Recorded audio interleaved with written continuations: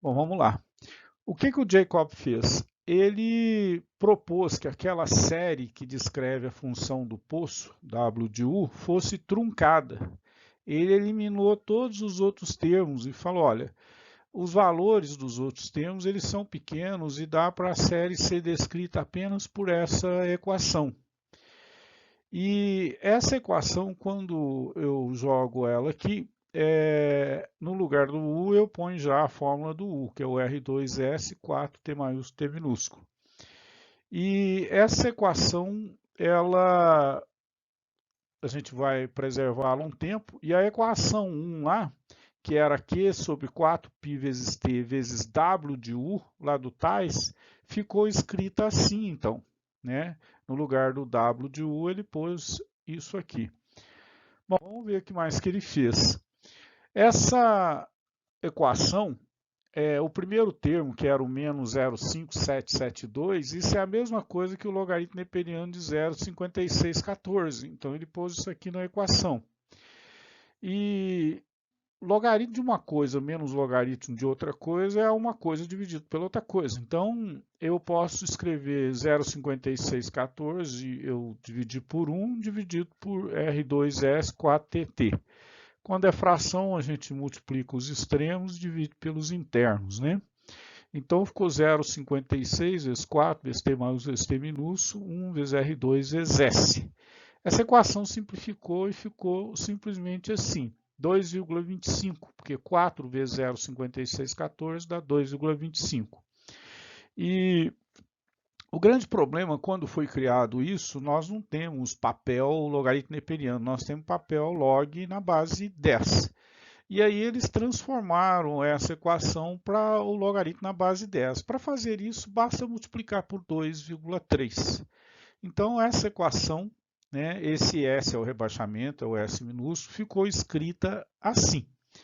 Ou simplesmente dessa maneira, já que 2,3 dividido por 4 dá, e fazendo as contas aqui, né, por π também dá 0,183.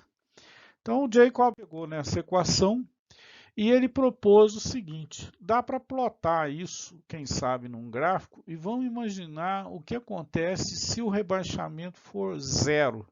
Então eu poderia escrever zero é igual aquilo tudo lá. Bom, se isso é igual a zero, ou essa parte é zero, ou essa é zero. E como é para um rebaixamento zero, ele preferiu chamar o t de t0, um tempo zero.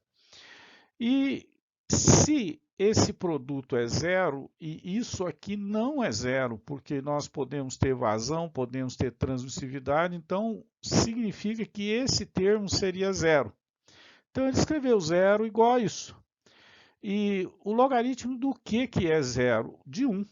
Então ele escreveu que esse 2,25 é 1. Ou simplesmente isolou aqui a produtividade específica ou estoratividade e escreveu ela dessa forma.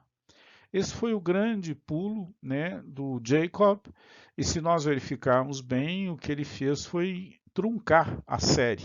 Mas vamos mais à frente. Ele então plotou, propôs plotar num gráfico o rebaixamento, veja que aqui não é mais logaritmo, versus o tempo, porém logaritmo. E ao plotar, você tem uma curva que é mais ou menos esses pontos aqui. Ele fez o seguinte, pega a parte central e ajusta ela a uma reta.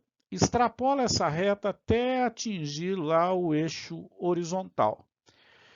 E outra coisa, pegue dois valores de tempo, preferencialmente um tempo 10 vezes maior que o outro, aqui 10 minutos e aqui 1 minuto, e veja quanto é a variação do S, do rebaixamento, ao longo dessa variação de 10 vezes mais no tempo.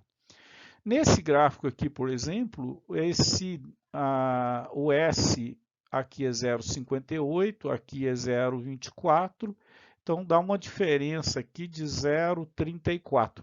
Seria basicamente a inclinação da reta. E o T0, que é onde a reta bateu no eixo horizontal, ele descobriu que é 0,23 minutos. Vamos lá, como é log, Aqui é 0,1, 0,2, 0,3, 0,4, 0,5, 0,9 até 1. Então aqui nós estimamos em 0,23, pois está um pouquinho à direita do traço. Bom, por outro lado, né, nós vimos que ele obteve foi a equação para a produtividade específica, né? Vamos lá ver o que acontece agora. Ele imaginou o seguinte: eu posso pegar dois rebaixamentos, um rebaixamento S1 e um S2, e escrever a fórmula para os dois. Então, o S1 vai ser um tempo T1, o S2 vai ser um tempo T2.